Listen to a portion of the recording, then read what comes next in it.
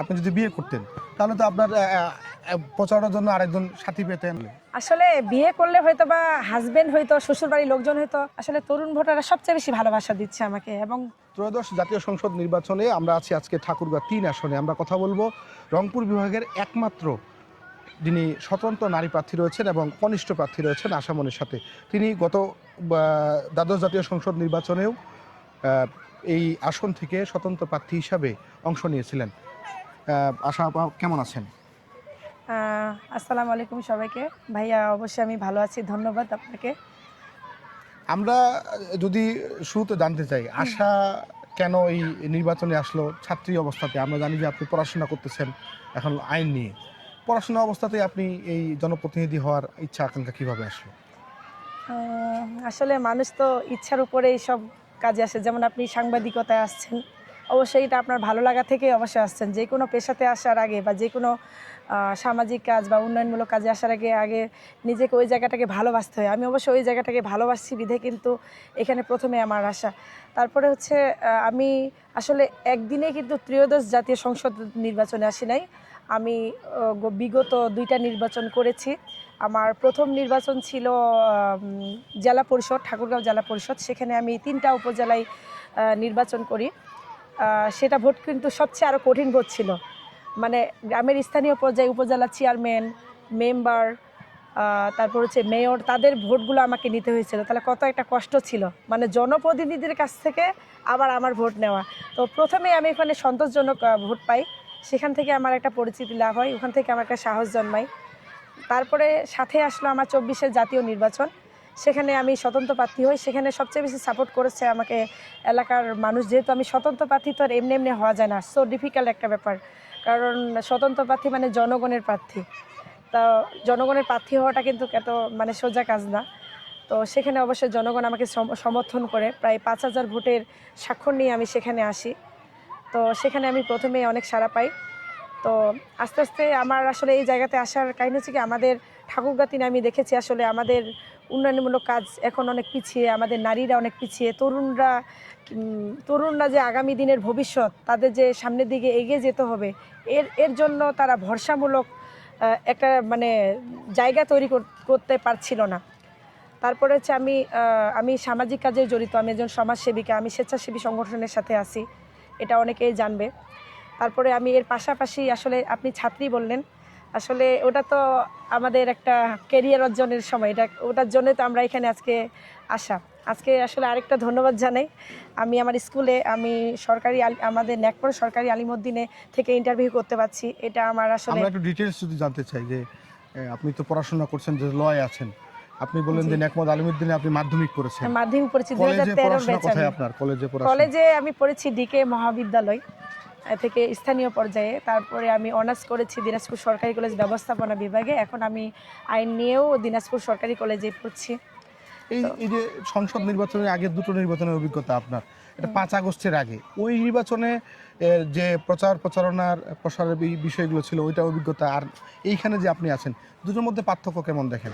আসলে আমি কিন্তু আমার প্রচারণাটা সম্পূর্ণ মানে আমি যেটা লক্ষ্য করেছি অন্যান্য প্রার্থীর থেকে আমার প্রচারণাটা আলাদা ছিল। আমি একদম মানে যেটা তৃণমূল পর্যায়ে আমি যেখানে পাইছি, রাস্তাঘাটে কৃষক, দিনমজুর, এখনও আমি সেটাই করছি। গত নির্বাচনগুলো আমি যেটা করেছিলাম সেম আমি এটাই করছি।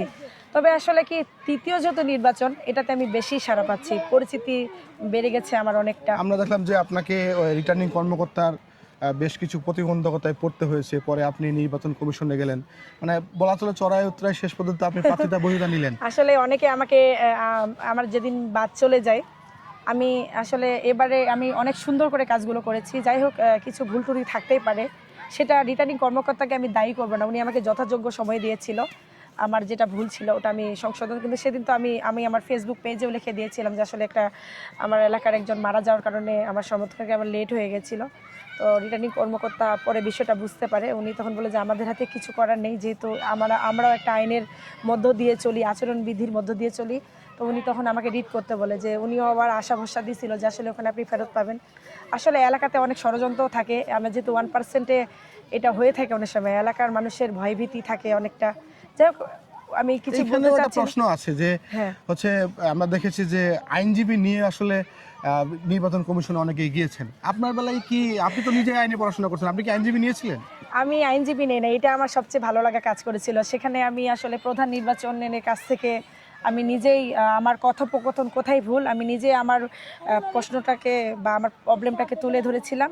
তারা আমি প্রমাণও দেখিয়েছি, তারা সেভাবে মনে করে আমাকে সহজতে ফেরতও দিয়েছে। মানে আপনার উপস্থাপন করার নথিপত্র yes, প্রমাণ yes, দেখে yes. আপনি হচ্ছে আমি বইটা পেয়েছেন? আমি আসলে আইনের সার্টিফিকেট পাওয়ার আগে, মানে অ্যাডভোকেট হওয়ার আগে আমি অনেকগুলো আসলে জায়গাগুলোতে জিততে পারছি আইনের মাধ্যমে। এটাও একটা ভালো লাগা কাজ করা। দোয়া করবেন আমার জন্য।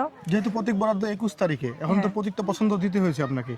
আপনি গতবার ঈগল প্রতীকে নির্বাচন করেছিলেন, এইবারে কি প্রতীকে নির্বাচন করার গতবারে জন্য? আমি সারা বাংলাদেশের সর্বকনিষ্ঠ প্রার্থী ছিলাম। গতবারে আমি নির্বাচন কমিশনের আমি ঈগল প্রতীক চেয়েছিলাম, ঈগলও দিয়েছিল। এবারে আমি ফুটবল প্রতীক চেয়েছি, ইনশাআল্লাহ 21 তারিখে ফুটবল প্রতীক তারা আমাকে দেবে, এটাই আমি আশাবাদী। যেহেতু এই 10 জনের মধ্যে আপনি একাই স্বতন্ত্র প্রার্থী, যেহেতু বিপরীত কোনো প্রতিদ্বন্দ্বী নেই, তাহলে ফুটবল প্রতীকেই আপনি এবার ত্রয়োদশ জাতীয় সংসদ নির্বাচনে মানে এই প্রতিদ্বন্দ্বিতা করবেন। একবার এখানে 10 জন প্রার্থী আছে বিভিন্ন দলের। আমরা দেখি যে প্রশাসন থেকে যে লেভেল প্লেয়িং ফিল্ডটা পাওয়ার কথা আপনার, যে সব প্রার্থীর ক্ষেত্রে নিরপেক্ষ ভূমিকায় থাকবে, আপনার কি মনে হচ্ছে যে এখন পর্যন্ত লেভেল প্লেয়িং ফিল্ড ঠিক আছে, প্রশাসন কোনো প্রার্থীর পক্ষে পক্ষপাতিত্ব করতেছে? আসলে এখন পর্যন্ত আমি সেটা মনে করছি না, তারা যথাযোগ্যভাবে কাজ করছে। যে 10 জন প্রার্থীর কথা বলেন, সবার জন্য আমার কামনা। আমার পক্ষ থেকে আমি প্রতিহিংসামূলক কোনো তাদের বিষয়ে কথা বলতে চাচ্ছি না। তারা তাদের কাজ করবে, আমি আমাদের কাজ করব। আমি আমার জনগণকে কী দিতে চাই আমি আমার কথা তুলে ধরবো। কিন্তু এক্ষেত্রে আমি আসলে আমাকে অনেকটা নারী হিসেবে হেনস্থারও শিকার হতে হচ্ছে। সেটা আমি নিজে সোশ্যাল মিডিয়াতেও এবং প্রকাশ্যে অনেকে আমাকে বলতেছে, যেহেতু প্রকাশ্যে বলতেছে, আসলে আমি আমার ভোটারদেরকে, আমার সবচেয়ে বেশি খারাপ লাগা কাজ করছে যে আমার ভোটারদেরকে আমার সম্পর্কে রাগানোমূলক কথা, এটা নিয়ে কিন্তু ঝগড়া লাগে। আমার আসন কিন্তু এমনি থেকে শান্তপূর্ণ আসন, আমি এটা আমার জাতীয় টেলিভিশনেও বলেছি। আসলে এই জিনিসটা আমি দেখতে চাই না। আমাকে কি বলছেন, কিন্তু আমি আমার সমর্থকদের বলছেন এটা ঝগড়া লেগে যাবে, এতে হয় কি ভোটটা আরো বেশি নষ্ট হয়ে যায়। এই জন্য আমি নির্বাচন কমিশনকে জানাবো ভোটের পরিবেশ যেন নষ্ট না হয়। গতবারে আমি অনেক প্রতিবন্ধকতা নিয়েও আমি আমার প্রচারণা চালিয়েছি। যাই হোক, মানুষের ভালোবাসা পেয়েছি, এবারও পাচ্ছি। আমরা আপনার আব্বার সাথে কথা বলেছি, আপনার আম্মার সাথে কথা বলেছি, আপনারা একেবারে বলা চলে যে মধ্যবিত্ত ফ্যামিলি একবারে পরিশ্রম করে আপনারা কাজ করেন। ভোটে এটা একটা ব্যয় থাকে, এইটা আসলে কিভাবে নির্বাহ করতে, মানে প্ল্যান কি আপনার? আমরা আপনার হলফনামাও দেখলাম যে খুব অল্প সম্পদের বর্ণনা দিয়েছেন আপনি, তো ভোটের ব্যয়টাকে আসলে কিভাবে ব্যয় করবেন আপনি? আসলে আমি আমার হলফনামাতে সব উল্লেখ করে দিয়েছি। আসলে একটা নির্বাচন করতে গেলে আসলে নির্বাচনী একটা ব্যয় দিয়ে দিচ্ছে এখানে 25 লক্ষ টাকা আমাদের আসন অনুসারে। আসলে এক্ষেত্রে আমাকে আসলে কেউ পড়ে থাকে না, যেহেতু আমার 2টা নির্বাচনের পরিচিতি বাড়ছে। আমার এখানে অবশ্যই আমার শুভাকাঙ্ক্ষী তৈরি হয়েছে, আমার বন্ধু বান্ধব আছে, তারা আমাকে সহযোগী করছে। আসলে টাকা দিয়ে সব কিছু হয় না। আমি যেমন আমাকে যখন আমার প্রার্থী বাদ চলে গেল, তখন অনেকে আমাকে হতাশার মধ্যে ফেলে দিয়েছিল যে ওখানে তুমি যাবা, অনেক টাকা খরচ হবে, কিভাবে কি করবা। কিন্তু আমি কি তাদের কথা শুনে পিছিয়ে পড়েছিলাম? আমি তো নিজে একজন লয়ের স্টুডেন্ট হয়ে নিজেই হিট করছি, তাহলে তো আমার টাকা, আমাকে লয়ারের পিছনে টাকা ব্যয় করতে হয় নাই। তাহলে আমি অবশ্যই আমার বাবা আমাকে কিছু টাকা দিয়েছেন, আমার মা দিচ্ছেন। তারপরে আমি নিজেও পড়াশোনার পাশাপাশি আমি একজন স্বাবলম্বী, আমি টিউশনি করাইছি, আমি দেশের বাইরে, আমি একজন মেডিকেল গাইডার, আমি বাইরের দেশে চিকিৎসা থেকেও কিছুটা আয় করি। তারপর হচ্ছে আমি তো ছোটোবেলা থেকেই টুকটাক কিছু হলেও আমার কাছে জমানো কিছু টাকা থাকে। তারপর আমার শুভাকাঙ্ক্ষী অনেকেই আছে যারা আমাকে সহযোগিতা করবে। ইনশাল্লাহ আমি পড়ে থাকবো না। আর সবাই তো আবার টাকার কাছে বিক্রি হয়ে যাবে না। যেমন অনেকে আমাকে একজন ফেসবুকে কমেন্ট করছে যে টাকা ছাড়া নির্বাচন হয় না। এখন আমার কথা হচ্ছে কি যে তাহলে এখানে কথাটা কি বুঝাইলো যে আমাদের ঠাকুরগাঁও 3 আসনের মানুষ টাকার কাছে বিক্রি হয়ে যায়, আমার সাধারণ জনগণ টাকার কাছে বিক্রি হয়ে যায়? তা এমনও তো হতে পারে আপনি টাকাটা এমন একজন কাছে না, সে আমার ভোটারদের পিছনে 10টা টাকাটাও ব্যয় করলো না উপস্থিতি আনার জন্য, তাহলে এই টাকাটার মানে কি হয়? না, আপনি আত্মবিশ্বাসী যে ভোটাররা টাকার বিনিময়ে বিক্রি হবে না? আশা করি আমাদের ভোটাররা অনেক শান্তশিষ্ট। আমি যখন ভোট প্রচারণা যাই, আমি গণভোটেরও প্রচারণা চালাচ্ছি। অনেকে গণভোটটা বুঝতে পারতেছে না যে গণভোটটা আসলে কোথায় দিবে। আমাকে অনেকে প্রশ্ন করছে আমরা হায়েতে দিব না নায়েতে দিব। আমি বললাম যে আসলে এটা আপনাদের জন্যই প্রচারণা, আপনাদের জন্য রাষ্ট্র এই ভোটটা প্রচারণা করছে। অবশ্যই আপনারা হাতে দিলেই আপনারা ভালো কিছু পাবেন। আপনাদের দেশের চাবি আপনাদের হাতে, এটা প্রচারণা করছি। সেই সাথে আমি আমার ভোটারদেরকে আরও বেশি আমার থেকে আমি আমার ভোটারদেরকে বেশি সাহস দিচ্ছি, কারণ তারা যদি একজন উল্টাপাল্টা ক্যান্ডিডেটকে সিলেক্ট করে তাদের 5 বছর তাদেরকে ভুগতে হবে, যেহেতু আমাদের নির্বাচনের একজন প্রতিনিধি 5 বছর থাকে, আর সকল ক্ষমতার উৎস কিন্তু জনগণ। এজন্য আমি ওদেরকে বোঝাচ্ছি, আপনারা এমন কাউকে জনপ্রতিনিধি বানাবেন, আপনারা তাদের কাছে যাবেন না, সেই জনপ্রতিনিধি আপনার কাছে যাবে। আমি আমার কথা বলতেছি না, আমি বোঝাচ্ছি এই বিষয়টা। আরেকটা জিনিস বোঝাচ্ছি যে আসলে ভোট আপনাদের নিজস্ব স্বাধীন মতামত। আপনাদের ভোটটা যাকে দিবেন খুশি করে দিবেন, আপনাদের মন মতো দিবেন, তবে ভালো জায়গাতে দিবেন, যেন আপনার এই ভোটটা যেন কোনো অসচেতন প্রার্থীর কাছে না যায়, যে আপনাদেরকে ক্ষমতার প্রভাব দেখাবে, যে আপনাদের উন্নয়নমূলক কাজে এগিয়ে আসবে না। একবারে ব্যক্তিগত প্রশ্ন, আমরা যদি জানি যে হচ্ছে আপনি যদি বিয়ে করতেন তাহলে তো আপনার প্রচারণার জন্য আরেকজন সাথী পেতেন, লোকজনও পাইতেন, শ্বশুরবাড়ির লোকজন প্রচারণা করতে। এক্ষেত্রে আমার কালচার অনুসারে এই কথাটা বলছেন। এই ক্ষেত্রে ভাবছেন কিনা যে যদি আপনার উপকার হইতো কিনা যে বিয়ে করলে? আসলে বিয়ে করলে হয়তো বা হাজবেন্ড হয়তো, শ্বশুরবাড়ির লোকজন হয়তো, বিয়ে করলে যে হাজবেন্ড শ্বশুরবাড়ি আমাকে এই বিষয়ে সাপোর্ট করতো, এটা আপনি কি গ্যারান্টি দিতেন? ও আচ্ছা, সাপোর্ট নিয়ে একটু সাপোর্ট নিয়ে তো একটা ব্যাপার প্রশ্ন আছে। হ্যাঁ, আমি যখন প্রথম নির্বাচন করলো, আমার মা একটু, যেহেতু আমার মা নারী, এতটা বুঝতে পারে নাই, তো একটু বাধা ছিল যে তুমি নারী, তোমার রাস্তাতে হেনস্থার শিকার হতে পারে। তো আমি তখন বললাম যে আমি নারী, আমারে যদি হেনস্থার শিকার হয় তাহলে সাধারণ একজন নারীর জন্য কি হতে পারে, তাহলে তাদের কণ্ঠস্বর হওয়ার জন্য তো আমার দরকার আছে। তুমি একজন নারী, তোমার এখন আজকে রাতের একটা প্রয়োজন হলো ওষুধে, তুমি কিভাবে যাবা? তোমাকে ভয়ে ভয়ে যেতে হচ্ছে, তাহলে তো একজন নারী প্রতিনিধির দরকার আছে যে তোমাদের জন্য ভাববে। তো এই জিনিসগুলো উনি বুঝতে পেরেছিল। আমার বাবা আমাকে বেশি সাপোর্ট করছে। আসলে আমার বাবা অনেক সাধারণ মানুষ, কিন্তু আমার থেকে তার বেশি একটু পরিচিতি, জনপ্রিয়তা এলাকাতে বেশি আছে, আমরা যেটা শুনলাম। হ্যাঁ, আমার বাবা অনেক সহজ সরল, উনি অনেক মানুষের সাথে মিশে, আমার থেকে তারই প্রচারণটা বেশি হচ্ছে আরো। আপনি তরুণ, সবচেয়ে বেশি তরুণ ভোটার এবারে বেশি তরুণ ভোটারদেরকে আপনাদের সাথে দেখা হচ্ছে। আমি দেখলাম যে আপনি বিভিন্ন চায়ের আড্ডায় বসছেন, গ্রামে ছুটছেন। তরুণ ভোটারদের সারা কেমন পাচ্ছেন? নারী ভোটাররা তো এমনিতে আপনার প্রতি আকৃষ্ট, তরুণ ভোটাররা কি বলছে আপনাকে? তরুণ ভোটাররাই সবচেয়ে বেশি আসার জায়গা, কারণ তাদেরকে আমরা দেখতে পাই। আমাদের হয় কি, আমাদের গ্রামেগঞ্জে তো নারীরা কাজ নিয়ে ব্যস্ত থাকে। আমার বিশাল বড় এরিয়া, এবার হচ্ছে গতবারে 3,44,000 ভোট ছিল, সামথিং ভোট ছিল, এবার হচ্ছে 60। এতজনের বাড়িতে আমি আসলে যেতে পাচ্ছি না, এই জন্য আসলে আমি অনেক দুঃখিত। আমি মিডিয়ার মাধ্যমে জানাচ্ছি, যারা তরুণ সমাজ আছে অবশ্যই আমাকে আপনারা সহযোগিতা করবেন। আপনাদের জন্যই আজকে আমার এই জায়গাতে আসা, আপনাদের কণ্ঠস্বর হয়ে আসার জন্য এই জায়গাতে আসা। আসলে তরুণ ভোটাররা সবচেয়ে বেশি ভালোবাসা দিচ্ছে আমাকে, এবং তারাই কিন্তু আগামী দিনের ভবিষ্যৎ, তাদের জন্যই তো হচ্ছে এত কিছু করা। আমরা দেখি যে স্বাধীনতার 54 বছর গেল, 54 বছরে এমপিরা কি বরাদ্দ পায়, কত টাকা বরাদ্দ আসে জনগণের কল্যাণে, উন্নয়নমূলক খাতে, এটা সবই গোপন করে। কার কোন অংশে কত বরাদ্দ, এক্ষেত্রে লুটপাটটা বেশি হয়। আপনি যদি নির্বাচিত হন, এক্ষেত্রে কি উন্মুক্ত জানাবেন যে আমার এই আসনে এত টাকা বরাদ্দ আসছে, আমি এই খাতে এটা ব্যয় করব? উন্মুক্তভাবে কি জানতে পারবে আপনার এলাকার ভোটার যারা? অবশ্যই জানতে পারবে, সেটা জানা থাকলে কেন জানতে পারবে না? কারণ তাদের জন্য তো এখানে আসা, তাদের কথাগুলোই তো আমি সেখানে ইশতেহার, অনেকে যে ইশতেহার দিচ্ছে এটা করবো ওইটা করবো, শুধু নির্বাচনে ইশতেহার দিলে হবে না, এটা কাজে এবং বাস্তবে প্রণয়ন করতে হবে। এবং এইটা কাজটা আমি আশামণি একাই পারবো না। আমি একজন এমপি প্রার্থী, পাশাপাশি আমি একজন দেশের নাগরিক, তাহলে কেন আমি মানুষকে শো করাবো না? আমিও তো একজন নাগরিক, তাই না?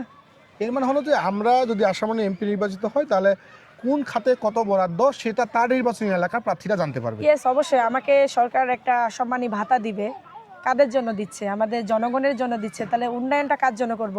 এই যদি আমি একটা রাস্তাঘাটের দিয়ে আপনাকে তুলনা দিই, আমি রাস্তাঘাটটা বেশি করার চেষ্টা করবো, কারণ ওই রাস্তা দিয়ে আমাদের একজন নারী সিজার রোগী ওই রাস্তা দিয়ে যায়, তাহলে রাস্তাটা আমার ভালো লাগবে। আপনি একজন সাংবাদিক, এই যে আপনি আমার কাছে ছুটে আসছেন, রাস্তা দিয়ে আসছেন, ওটা আমাকে ঠিক করার লাগবে। তো এই বাজেটগুলো মানুষকে দেখাবো না? অবশ্যই দেখাবো। এর বাইরেও অনেক আশা আকাঙ্ক্ষা আছে যেগুলো মানুষ আমাকে বলবে, এই কথাগুলো আমি পার্লামেন্টে তুলে ধরতে চাই। যেমন প্রবাসীদের কথা আমাকে তুলে ধরতে হবে, কারণ তারা আমাদের দেশের মেরুদণ্ড এবং চালিকা শক্তি। তারা আমাদেরকে রেমিডিস পাঠায়, কিন্তু আসলে তাদের জন্য আমরা কিছু করতে পারি না। তাদের কণ্ঠস্বর হয়ে আমি বলতে চাই, এবার তো আবার তাদেরও ভোটের জন্য অনেকটাই সুবিধা দিয়েছে, তো আশা করি তারাও আমাকে ভোট দিবে, ভোটে জনসহযোগিতা করবে। আপনাদের 3 আসনটাতে অনেকগুলো প্রার্থী আছে এখন পর্যন্ত, আবার ভোটের এরিয়াটাও অনেকটা বড়। এটা আপনি একা বেড়াচ্ছেন, এই আপনি বললেন যে নারীদের যে অসহায়ত্ব, নারীদের নিয়ে কাজ করা, আপনার মায়ের যে আশঙ্কা, এটা কি মনে মনে কখনো ভয় কাজ করে আপনার, যে আমি আসলে এই চারপাশে একা একা লড়াই করতে গিয়ে মাঝে মাঝে কি মনোবল হারাচ্ছেন আপনি? আমি একটুকের জন্য মনোবল হারাচ্ছি না, কারণ আমি আমার প্রার্থী বাতিল চলে গেছে, অনেকে অনেক কটু কথা বলছে, আমার আমার কি জানি বলে আমার সমর্থকদের অনেক কথা শোনানো হয়েছে, এটা বেশি আমাকে খারাপ লাগা কাজ করলো। কিন্তু আমার জন্য আমার কিছু খারাপ, আমি নারী, আমার ভিতরে শক্তি আছে, আমরা নারী, আমরা একটা সন্তান জন্ম দিতে পারি, যে তো আমার কাছে ভয়ের কি কারণ আছে বলেন তো? কিছু ভয়ের কোনো কারণ আমি মনে করছি না আমার জন্য, অন্তত পক্ষে। এখন যদিও নির্বাচনী প্রচারণার ভোট চাওয়ার সুযোগ নেই, তবে আপনি কি আপনার ইয়ার যে যারা ভোটার রয়েছেন অনেকের বাইরে যেতে পারতেছেন না, নারী ভোটারদের যাওয়ার সম্ভাবনা একার, কারণ আপনার তো দল নেই, সংগঠন নেই, সব কিছু নেই, ভোটারদের উদ্দেশ্যে কিছু বলতে চান? আসলে ভাই আপনি বলেন দল নেই, সংগঠন নেই, আমার 2টা নির্বাচন করা হয়েছে, অবশ্যই দল আর সংগঠন দিয়ে যে সব কিছু হয় তা কিন্তু না। আমি আপনাকে একটা এক্সাম্পল দিই, যেমন হচ্ছে আমাদের যে গ্রামে আমরা বিগত দিনে স্থানীয় নির্বাচন দেখেছি, তো স্থানীয় নির্বাচনে কিন্তু কোনো দলীয় প্রতীক ছিল না, আপনি ভালো করে জানেন। অনেকেই মোটরসাইকেল প্রতীক নিয়ে উপজেলা চেয়ারম্যান হয়েছে, অনেকে অন্যান্য মার্কা নিয়েও হয়েছে, আম মার্কা, জাস্ট যেগুলো নির্বাচনের মধ্যে, যেমন আমার ফুটবল মার্কাটা আমি এবার চাইছি জাতীয় নির্বাচনে, এটা নিয়েও অনেকে স্থানীয় পর্যায়ে নির্বাচন করছে, তো তারা তো স্বতন্ত্র প্রার্থী ছিল। হ্যাঁ, ওদের এরিয়াটা একটু ছোট ছিল, আমারটা বড়, এটুকুই। এখন কথা হচ্ছে তারা যদি সংগঠন বাদ দিয়েও নির্বাচিত হতে পারে, আমি কেন এমপি নির্বাচিত হতে পারবো না? আমার তো 2টা আসনে আমার যথাযোগ্য পরিচিতি আছে, 2টা নির্বাচন করেছি আমি অবশ্যই। আর ভোটারদের উদ্দেশ্যে আসলে আরেকটা কথা, যেই কথাটা আপনি বললেন যে আসলে পৌঁছাতে আপনার জন্য সো ডিফিকাল্ট হয়ে যাবে, আসলে এটা ভাই আপনি অনেক সুন্দর বলেছেন, আপনাকে ধন্যবাদ জানাই। আপনার পেজের মাধ্যমে হোক, আপনার পত্রিকার মাধ্যমে হোক, আমি আমার কথাগুলো তুলে ধরতে পারতেছি। বিশেষ করে তরুণ সমাজরা আমাদের আজকে ফেসবুকটা বেশি চালায়, আমাদের তরুণী নারী ভোটাররাও চালাই, আপনারা অবশ্যই শেয়ার করে দিবেন আমার বিষয়গুলো, এটা আপনাদের জন্যই। আমি বারবার বলছি, আমি আপনাদের জন্য এখানে এসেছি, আপনারা অবশ্যই আমাকে সহযোগিতা করবেন। আমার জায়গা থেকে আমার সময়ের মধ্যে আমি যতটুকু করার আমি চেষ্টা করব, সবগুলো ইউনিয়ন এবং পরিষদে যাওয়ার, ওয়ার্ডে যাওয়ার। যদি না পারি আপনারা একটু আমাকে সহযোগিতা করবেন। দর্শক, আমরা আপনারা আশামনের কথা শুনছিলেন, এই রংপুর বিভাগের কনিষ্ঠ সংসদ সদস্য প্রার্থী তিনি, তাও আবার স্বতন্ত্র থেকে কোনো দল রিপ্রেজেন্ট করেনি। এর আগেও 2টি নির্বাচনের অভিজ্ঞতা তিনি বললেন। তিনি আশাবাদী যে ফুটবল প্রতীক পাবেন ত্রয়োদশ জাতীয় সংসদ নির্বাচনে। তিনি এই ঠাকুরগাঁ 3 আসন থেকে প্রায় 3.5 লাখ ভোটার রয়েছেন, সকল ভোটারদের তিনি আশাবাদী যে স্বতন্ত্র প্রার্থী হিসাবে তাকে নির্বাচিত করবেন। তিনি মেডিকেল নিয়ে কাজ করেন, আমাদের যেহেতু একবারে সীমান্তবর্তী এই জেলা, এই এলাকায় মেডিকেল চিকিৎসা ব্যবস্থা মুখ থুবড়ে পড়ার মতো। তিনি নির্বাচিত হলে মেডিকেল ব্যবস্থার পাশাপাশি রাস্তাঘাট উন্নয়নের কাজ করবেন, বিশেষ করে তরুণ সমাজের জন্য কাজ করার জন্য প্রত্যয় ব্যক্ত করেছেন। আমরা তার জন্য শুভকামনা জানাই। আপনাকে অসংখ্য ধন্যবাদ আমাদেরকে সময় দেওয়ার জন্য। অনেক ধন্যবাদ, আপনার মাধ্যমে আমি আসলে এখানে সবাইকে জানান দিতে পারতেছি। আপনার জন্য শুভকামনা, আপনার অথেন্টিক নিউজ যেন আমার ঠাকুরগাঁ 3 এবং পুরো ডিস্ট্রিক্টে ছড়িয়ে পড়ে, এবং এরকম আস্তে আস্তে আমরা যেন আপনার মাধ্যমে হোক, আমার জন্য দোয়া রাখবেন, আমি যেন সারা বাংলাদেশের কণ্ঠস্বর হয়ে ঠাকুরগাঁ জেলার কণ্ঠস্বর হতে পারি। তো পরের প্রার্থী দেখার আমন্ত্রণ জানিয়ে এখানে শেষ করছি। আল্লাহ হাফেজ। আমরা 10 মিনিট পার করে ফেলছি রে, কাটছাট করে দিন।